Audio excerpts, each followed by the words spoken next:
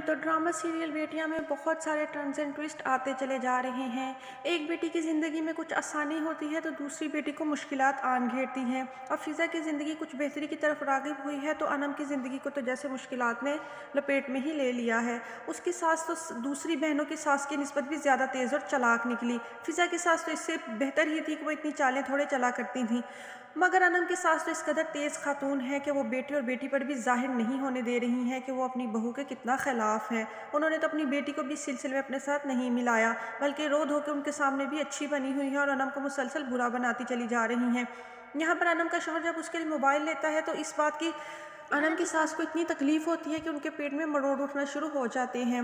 लिहाजा वह दोनों मियाँ बीवी के बीच में मिसअंडरस्टैंडिंग करवा कर उनका झगड़ा करवा देती हैं। और यहाँ पर अनम का शौहर जो उसी पर ऊंची आवाज़ में चीखता चिल्लाता है और उसे खामोश करवा देता है। ये मंजर देखकर अनम की सास को काफ़ी ठंड पड़ती है और उनको शय मिलती है।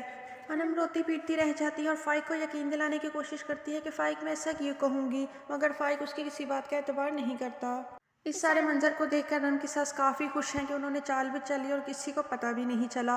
अब दूसरी तरफ साथ जो है वो आयज़ा से काफ़ी उकताना शुरू हो चुका है, क्योंकि अब उसके बाप ने उसको दोस्त दे दी है और उसके साथ उसका वक़्त अच्छे तरीके से गुजरना शुरू हो गया है। उस पे ऊपर उसके बाप की हकीकत खुलने का नाम ही नहीं ले रही कि उसका बाप किस कदर शातिर है और अपने बेटे को किस तरह से इस्तेमाल कर रहा है। दूसरी तरफ आयज़ा साथ को अपने एतमाद में लेने में नाकाम हो चुकी है और वैसे भी साथ के बाप ने अब उसको एक दोस्त बनाकर दे दी है। वो उसी के साथ बातों में मसरूफ़ रहता है और उसका अच्छा वक़्त गुजर जाता है। लिहाजा वो अब आयज़ा के साथ चिड़चिड़ा रहना शुरू हो चुका है। आयज़ा उसके इस रवैये की वजह से बेहद परेशान है। वो अब आयज़ा पर तंज़ भी लगाता है, तो आयज़ा उससे पूछ लेती है कि आखिर इस रवैये और सलूक की क्या वजह है। तो वह साफ साफ आयज़ा से कह देता है वो रिश्ते जो आपके लिए अज़ाब बन जाए उनको ख़त्म कर देना चाहिए, वरना इससे पहले कि वो रिश्ते इंसान को ही ख़त्म कर दें। आयज़ा उसके मुँह से ये बात सुनकर हक्का बक्का रह जाती है।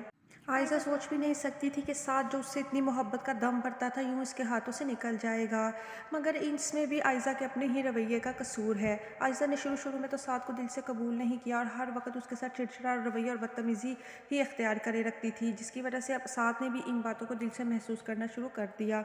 और अब मगर आयज़ा अपने किए पर पछता ही रही है कि उसे अक्लमंदी के साथ अपने शोहर के साथ चलना चाहिए था, क्योंकि आयज़ा ही वो वाहिद अपनी बहनों में वो लड़की थी जिससे सास और शोहर का मोहब्बत और तवज्जो एक साथ नसीब हुई थी। अगर वो चाहती तो साथ का दिल बहुत अच्छे तरीके से जीत सकती थी, मगर अब इन दोनों के रिश्ते में बहुत ज़्यादा तलखियाँ पैदा हो चुकी हैं। अब इस सब का सिर्फ वाहिद यही हल है कि साथ पर उसके बाप की हकीकत और असलियत खुल जाए, ताकि उसको पता लग जाए कि उसका बाप उसके साथ मुखलिस नहीं है, वरना दूसरी तरह तो इनके रिश्ते को ख़राब होने से कोई भी नहीं बचा सकता। बस वाहिद हल यही है कि साथ को उसके बाप की असलियत पता चले।